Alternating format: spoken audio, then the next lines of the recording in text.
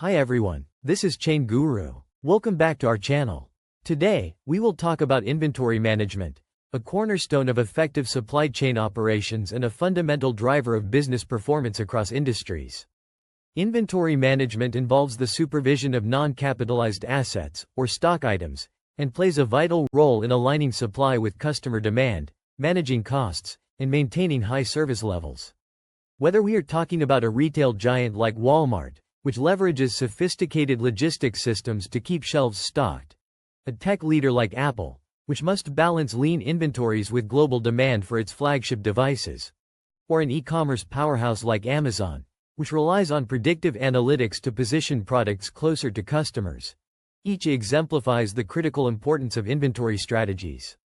Effective inventory management ensures that companies can respond quickly to market changes, avoid excess stock or shortages, and build resilience against supply chain disruptions. Today, we'll explore the principles, models, and real-world practices that make this possible. Before we dive into today's topic, let me give you a quick roadmap of what we'll be covering. We're going to explore the core building blocks of inventory management, not just how inventory works, but why it matters in every part of the supply chain. First, we'll look at the types and functions of inventory. From raw materials to finished goods, each type serves a specific role in keeping operations running smoothly. Next, we'll dive into some of the key inventory control models, including economic order quantity, or EOQ, safety stock, and the reorder point. These are essential tools that help companies plan when and how much to order. Then, we'll break down the costs involved in inventory management, and the trade-offs businesses must make between holding costs, stockouts, and ordering frequency. Finally, we'll look at two powerful modern strategies, just-in-time, or JIT, and vendor-managed inventory, or VMI, which show how companies can optimize inventory through lean operations and collaboration. Let's get started. Inventory refers to the goods and materials a company holds for the purpose of resale, production, or repair. Effective inventory categorization helps firms optimize resource allocation and improve operational efficiency. There are several types of inventory, each serving a specific function. Raw materials. These are the essential components used in manufacturing finished goods. For instance, Toyota holds steel and rubber to manufacture vehicles. Likewise, Apple sources rare earth elements, glass, and semiconductor chips from suppliers across Asia and the US to manufacture iPhones and MacBooks. Work in process, WIP. These are partially completed products still undergoing manufacturing. Dell, for example, might have partially assembled laptops awaiting the installation of SSDs or graphics cards. Boeing maintains significant WIP inventory in the form of fuselage sections, avionics systems, and landing gear during the production of aircraft. Finished goods. These are fully completed products ready for customer sale or delivery. Apple stores finished iPhones in large-scale distribution centers like its facility in Elk Grove, California, to ensure quick dispatch to global markets. Maintenance, repair, and operations, MRO. These inventories include supplies that support the production process but do not become part of the final product. Examples include lubricants, safety gear, cleaning chemicals, or IT infrastructure used in a Unilever manufacturing plant. Transit inventory. Also known as pipeline inventory, these are items in transit between locations. For instance, Amazon utilizes its proprietary Amazon Air network to move products from central fulfillment centers to regional distribution hubs, optimizing last-mile delivery. Buffer or safety stock. This is excess inventory maintained to protect against demand fluctuations or supply chain interruptions. Coca-Cola, for example, may keep surplus syrup or PET resin in reserve to ensure uninterrupted bottling during unexpected demand surges or supplier issues. Inventory serves more than just the purpose of storing goods. It plays a strategic role in ensuring the smooth functioning of supply chains and business operations. By maintaining different types and levels of inventory, companies are able to manage variability in supply and demand, achieve cost efficiencies, and improve service levels. Understanding the key functions of inventory helps us appreciate its role not merely as a cost center, but as an enabler of business agility, resilience, and customer satisfaction. Each function of inventory addresses a unique operational or financial challenge faced by businesses in today's competitive and often volatile market environment. Below are 4 critical functions of inventory supported by real-world examples. Decoupling. Inventory allows different parts of a production process to operate independently. For example, Ford can continue assembling vehicles even if there's a temporary delay in engine deliveries from a supplier in Mexico. This reduces downtime and enhances productivity. Economies of scale. Purchasing in bulk reduces the per-unit cost of goods. Walmart uses this approach to its advantage by negotiating volume discounts and coordinating large-scale shipments from vendors like Kimberly-Clark, thus lowering procurement and transportation cost. Demand fulfillment. Inventory ensures products are readily available to meet customer needs. Amazon, for example, uses advanced algorithms to predict demand and strategically stock items in regional warehouses, ensuring fast and efficient delivery to customers. Hedge against price changes. Inventory helps mitigate the risk of price volatility. Nestlé often builds up stocks of commodities like cocoa and coffee when market forecasts suggest an upcoming increase in prices, protecting the company from sudden cost surges. Managing inventory efficiently requires accurate forecasting and strategic planning. Inventory control models are essential tools that help organizations determine the optimal timing and quantity of inventory replenishments. These models minimize total costs associated with ordering and holding inventory while ensuring that stockouts are avoided. They provide a mathematical framework to support decision-making in diverse industries, from retail to manufacturing. The 3 most widely used models are the economic order quantity, EOQ, safety stock calculation, and the Reorder Point, ROP. These models are foundational to building responsive and lean inventory systems. Below is an in-depth look at each model. Now, let's talk about one of the foundational models in inventory management: economic order quantity, or EOQ. EOQ helps us answer a very practical question. How much should we order each time to minimize our overall inventory costs? It strikes a balance between 2 opposing expenses: ordering costs and holding costs. Let me explain the formula briefly. EOQ is calculated using this expression: EOQ equals the square root of, and stay with me here, 2 times the annual demand, multiplied by the ordering cost per order, divided by the holding cost per unit per year. In short, EOQ equals square root 2ds, H, where laughing face is the annual demand, S is the cost of placing an order, and H is the cost of holding a single unit for a year. Let's walk through an example. Imagine Unilever sells 10,000 units a year of a personal care product. The cost to place an order is $100, and it costs $2 a year to hold 1 unit. Plug these values into the formula and you get EOQ equals square root 2 times 10,000 times 100 halves equals 1,000 units. That means Unilever should place orders of 1,000 units each time to minimize their combined ordering and holding costs. In the real world, large retailers like Walmart apply EOQ principles all the time. For example, they use it to fine-tune their purchasing schedules for fast-moving consumer goods, like paper towels, toothpaste, and cereals. This allows them to keep products on the shelves consistently while keeping inventory costs under control. By using EOQ effectively, companies can reduce waste, improve service levels, and boost profitability, all without holding more inventory than necessary. Now let's move on to safety stock, which is an essential buffer in inventory management. Safety stock acts like a cushion. It protects companies against unexpected demand spikes or delays in supply. Think of it as your safety net when things don't go according to plan. We calculate safety stock using this formula. Safety stock equals Z times the standard deviation of lead time demand. In this formula, Z represents the desired service level, basically, how confident you want to be that you won't run out of stock, and the standard deviation reflects the variability or uncertainty in demand during the lead time. Here's a practical example. Nike might use this model when managing inventory for their Air Jordans. To avoid stockouts during peak times like back-to-school or holiday shopping seasons, they could maintain a safety stock of 2,000 pairs in their North American warehouses. This ensures they meet customer demand, even when things don't go as forecasted. Now let's look at the reorder point, or ROP, another key concept in inventory management.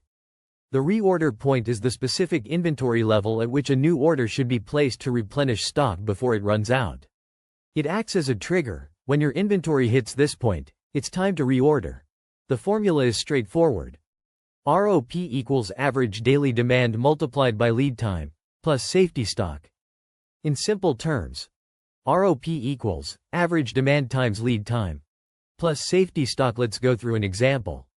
Suppose Samsung sells 100 phones per day, and their lead time, the time it takes to receive an order, is 10 days. That's 1,000 units for the lead time. Add a safety stock of 500 units, and the ROP becomes 1,500 units. So, when Samsung's inventory drops to 1,500 phones, that's the signal to place a new order. Samsung uses advanced ERP systems that track inventory in real time and automatically trigger these replenishments, ensuring smooth operations and high product availability. Now let's talk about something every supply chain manager must understand: the costs associated with inventory. Managing inventory isn't just about having the right products on hand. It's about balancing multiple cost factors that can significantly impact a company's bottom line. There are 4 main types of inventory costs, and each tells a different part of the story. First, we have ordering costs. These are the expenses involved every time a company places an order.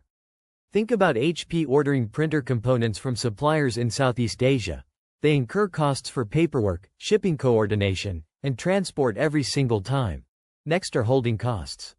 These include things like warehouse space, insurance, and product depreciation.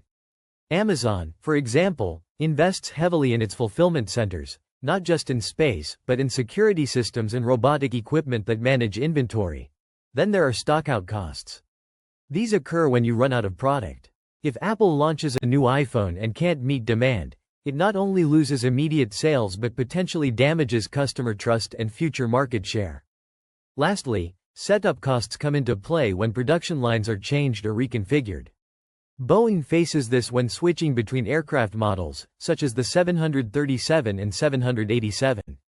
Reconfiguring those lines is a major and costly operation. Each of these costs needs to be carefully managed to keep inventory efficient, cost-effective, and responsive to customer needs. Let's now explore a critical concept in inventory management: trade-offs. Managing inventory is all about finding the right balance. There's no one-size-fits-all solution. Every decision you make comes with benefits and drawbacks. Take high inventory levels, for instance.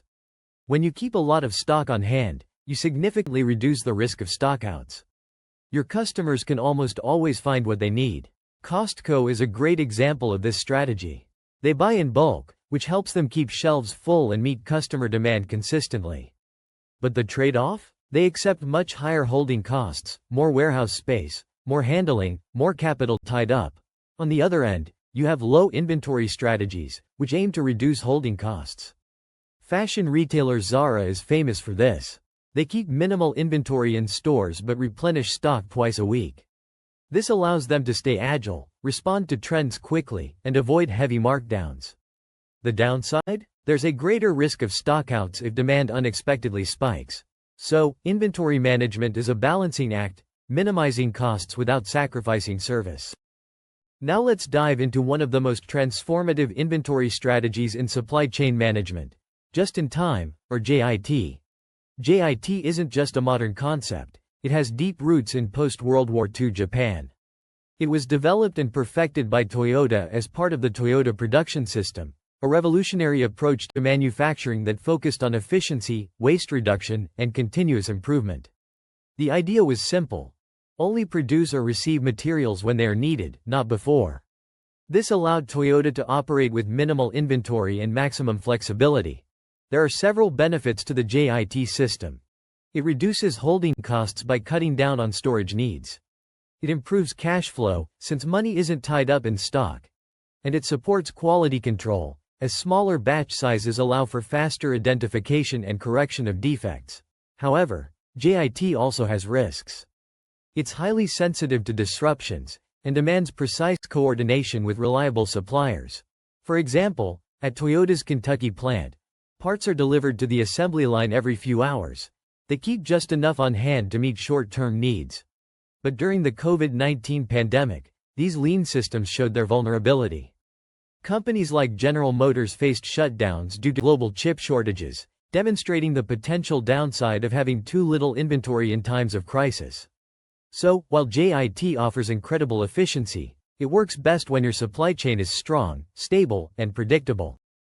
Let's now explore another powerful inventory strategy, vendor-managed inventory, or VMI.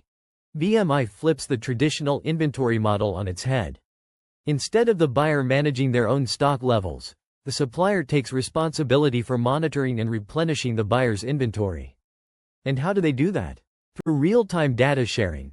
When done right, VMI brings several important benefits. It reduces stockouts, since the supplier can see when inventory is running low and act before it's too late. It improves coordination between the supplier and buyer, creating a true partnership. And it helps optimize inventory turnover, ensuring products are on the shelves without being overstocked. One of the best-known examples is Walmart. They use VMI with major suppliers like Procter & Gamble. Through a system called Retail Link, P&G can see Walmart's sales and inventory data in real time. This allows P&G to restock shelves without waiting for Walmart to place an order. Another example?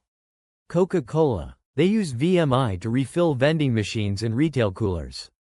Thanks to built-in sensors, Coca-Cola receives instant data on what's selling and when to restock, making the process seamless and efficient. VMI is all about visibility, trust, and collaboration, and when implemented well, it delivers real value across the supply chain. Let's take a moment to compare just-in-time, JIT, and vendor-managed inventory, VMI, two powerful inventory strategies, each with a unique focus and purpose. JIT, or just-in-time, is all about minimizing inventory within your own production system. The goal is to receive materials exactly when they're needed, no earlier, no later. It's a lean, internal strategy that helps reduce waste, cut holding costs, and improve production efficiency. Companies like Toyota exemplify this approach by keeping inventory levels extremely low and relying on precise timing and coordination with suppliers. On the other hand, VMI, or vendor-managed inventory, is about external collaboration. Here, the supplier takes charge of managing the buyer's inventory, using real-time data to keep products in stock. It's less about lean manufacturing and more about partnership, transparency, and coordination across the supply chain. Think of Walmart and Procter & Gamble, or Coca-Cola using sensors to manage inventory in retail coolers. So while JIT focuses on internal efficiency, VMI is about strengthening the entire supply chain through shared responsibility and visibility. To wrap up today's session, let's bring everything together with a few key takeaways. First, inventory management is all about balance, specifically, balancing the cost of holding and ordering inventory with the need to maintain high service levels. It's not just about having enough stock, but about having the right amount at the right time, in the right place. Second, remember that different types of inventory serve different purposes, from raw materials and work in process to safety stock and MRO items. Understanding these categories helps businesses design more efficient operations. Third, we explored some foundational inventory control models like EOQ, Reorder Point, and safety stock. These tools provide structure and predictability to inventory decisions and help avoid costly errors like overstocking or stockouts. And finally, modern strategies like just-in-time and vendor-managed inventory show how companies today are pushing the boundaries of efficiency and collaboration by reducing waste and improving responsiveness across the supply chain. Mastering inventory management is a journey, but it's one that lies at the heart of operational excellence. Before we dismiss, I want to leave you with two case studies, real-world examples you can take home and reflect on to strengthen your understanding of inventory management. First, think about Zara. This fast fashion giant doesn't keep a lot of stock. Instead, it restocks stores multiple times a week, responding quickly to what customers want. Zara's model is a perfect example of balancing low inventory with high agility. It shows how powerful a lean, fast response system can be, but also highlights the risk if anything disrupts that flow. Second, consider Walmart and Procter & Gamble. They use vendor-managed inventory, where P&G monitors Walmart's stock and automatically restocks items like shampoo and detergent. It's all based on real-time data. This is a shining example of how trust, technology, and collaboration can make the supply chain more efficient and reliable. As you leave today, I encourage you to think. What kind of inventory strategy would your company need? And how would you balance cost, speed, and customer satisfaction? Feel free to share what you think down below. If you have any question, please feel free to drop it down below. Don't forget to subscribe our channel and I will see you in the next session. Take care, bye.